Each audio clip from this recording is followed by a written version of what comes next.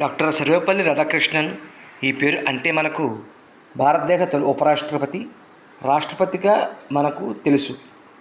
అలాగే ఉపాధ్యాయ వృత్తిలో ఉంటూ దేశ అత్యున్నత పదవిని అలంకరించిన వ్యక్తిగా మనకు పరిచయం. కానీ డాక్టర్ సర్వేపల్లి రాధాకృష్ణన్ గురించి చెప్పాలంటే అతడు ప్రాగ్ పశ్చిమ భారతీయ పాశ్చాత్యత్వ శాస్త్రాలను అవపోసిన పట్టిన మహాపండితుడు. మరో స్వామి వివేకానందుడు, మహా రాజనీతిజ్ఞుడు. విద్యార్థులను తన బోధనా కౌశలంతో, వాక్పటిమ, వాగ్దాటితో ఆకట్టుకొని విద్యార్థుల హృదయాల్లో సూర్యునిలా, మధ్యాహ్న మార్తాండుడిలా జ్ఞానజ్యోతిని ప్రవహింపజేసిన మహా ఆచార్యుడు. గురువులకే గురువు, ఆచార్యులకే ఆచార్యుడు. ఉపాధ్యాయ లోకానికి మార్గదర్శి, ప్రజాస్మరణీయుడు. రెండవ ప్రపంచ యుద్ధ సమయంలో మిత్రపక్షాలు ఆశలుడిగిన సమయంలో సోవియట్ మిత్రపక్షాల సైన్యానికి తన కార్యదక్షతతో నడిపించి నాజీ హిట్లర్ సైన్యాన్ని ముచ్చుముట్టలో పట్టించి స్టాలిన్గ్రాడ్ యుద్ధంలో మిత్రపక్షాలకు విజయం చేకూర్చిన సోవియట్ రష్యా పాలకుడు స్టాలిన్. ఇతను రష్యా ఉక్కు మనిషి. అతడు రష్యాలో భారత రాయబారిగా ఉన్న డాక్టర్ సర్వేపల్లి రాధాకృష్ణన్ని తనతో మాట్లాడడానికి ఆహ్వానించారు. అయితే అందరూ స్టాలిన్తో సౌమ్యుడు, ఉపాధ్యాయుడు, తత్వవేత్త అయిన సర్వేపల్లి రాధాకృష్ణన్ గారు ఎలా వ్యవహరిస్తారో అని ఆతృతతో ఎదురు చూశారు. ప్రజా యుద్ధ సమయంలో భారత రాయబారిగా ఉంటూ రష్యాతో మైత్రి బలపడటంలో రాధాకృష్ణన్ రాజనీతి కౌశలం అపూర్వం. డాక్టర్ సర్వేపల్లి రాధాకృష్ణన్ గారు స్టాలిన్తో జరిగిన సంభాషణలో ఈ విధంగా అన్నారు: అశోక చక్రవర్తి పీకి యుద్ధాలు చేశాడని, విలద ప్రజలను చంపి యుద్ధంలో విజయం సాధించాడని, చివరకు ఆ మహారాజు సన్యాసిగా మారిపోయాడు అంటూ కళింగ యుద్ధం గురించి తెలియజేశారు. అశోకుని పరిస్థితి మీకు కలగవచ్చు అన్నారు. అందుకు స్టాలిన్, అవును, అద్భుత సంఘటనలు సంభవిస్తాయి అన్నారు. సమావేశం చివర సర్వేపల్లి రాధాకృష్ణన్ గారు స్టాలిన్ చెక్కిలను నిమిరి వీపుపై తట్టారు. ఆయన తలపై చేతిని ఆడించారు. అప్పుడు స్టాలిన్, అయ్యా, నన్ను రాక్షసునిగా కాక మనిషిగా గుర్తించిన వారు మీరు ఒక్కరే. మీరు త్వరలోనే స్వదేశానికి తిరిగి వెళ్తున్నట్టు విన్నాను, అందుకు నేను విచారిస్తున్నాను అన్నారు.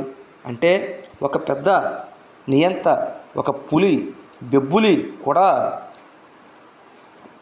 మారిపోయి డాక్టర్ సర్వేపల్లి రాధాకృష్ణన్ గారి విద్యార్థిగా ఉండడం అనేది డాక్టర్ సర్వేపల్లి రాధాకృష్ణన్ గారి యొక్క అత్యద్భుతమైనటువంటి బోధనా కౌశలానికి ఒక నిదర్శనం.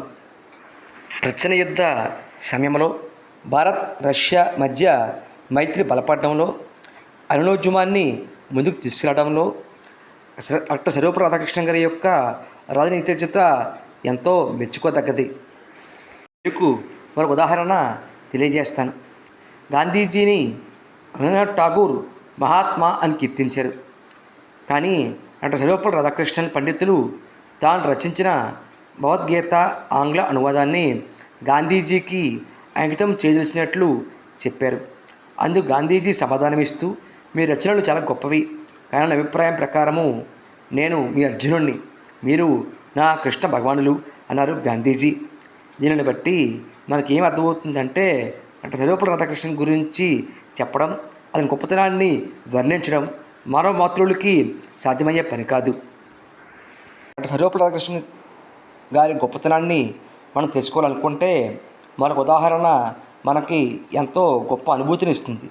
అది ఏమిటంటే, ఒకనాడు డాక్టర్ అశుతోష్ ముఖర్జీ మరియు విశ్వకవి రవీంద్రనాథ్ ఠాగూర్లు డాక్టర్ సర్వేపల్లి రాధాకృష్ణన్ గారిని కలకత్తా విశ్వవిద్యాలయంలో ఆచార్య పదవిని చేపట్టమని కోరారు. అందుకు అంగీకరించి కలకత్తా వెళ్ళాలని నిర్ణయించుకున్నారు సర్వేపల్లి రాధాకృష్ణన్ గారు. ఆయన ఇంటి ముందు గుర్రపు బండి సిద్ధంగా ఉంది. తమ అధ్యాపకునికి విడుదల పలకడానికై విద్యార్థులు ఆయన ఇంటికి వచ్చారు. బండి కట్టిన గుర్రాలను వదిలించారు. రైల్వే స్టేషన్ దాకా బండిని తామే లాక్కొని వెళ్ళారు. అది విద్యార్థులకు ఆయన పట్ల ఉన్న ప్రేమకు సంకేతం. విద్యార్థుల భక్తి శ్రద్ధలను గమనించిన రాధాకృష్ణన్ కళ్ళు చెమకిలాయి. అది స్వచ్ఛమైన గురు శిష్యుల హృదయానుబంధం.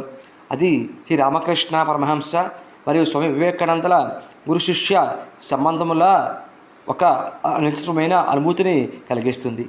అలాంటి గురు శిష్య సంబంధం నేడు ఆశిస్తూ అది ఒక భగత్ సింగ్, ఒక సివి రామన్, ఒక శ్రీనివాస రామానుజన్, ఒక ఝాన్సీ లక్ష్మీబాయి, మోక్షగుండ విశ్వేశ్వరయ్య లాంటి వ్యక్తులను భారతావనికి అందిస్తుందని, తద్వారా భారతదేశం ప్రపంచానికి దిక్సూచిలా మారుతుందని నమ్ముతూ, అలాగే సర్వేపల్లి రాధాకృష్ణన్ పండితులు ఉపాధ్యాయ వృత్తిని దృఢత తీసుకున్నందుకు మేమంతా గర్విస్తూ, ఉపాధ్యాయ వృత్తి నుండే దేశాధిపతి పదవిని అలంకరించినందుకు మరియు మరింత గర్విస్తూ, అతని గురు పాదపద్మములకు శిరస్సు నమస్కరిస్తూ అతనిని ఆదర్శంగా తీసుకుంటామని సంకల్పిస్తూ జై హింద్, జై భారత్ మాతా కీ జై.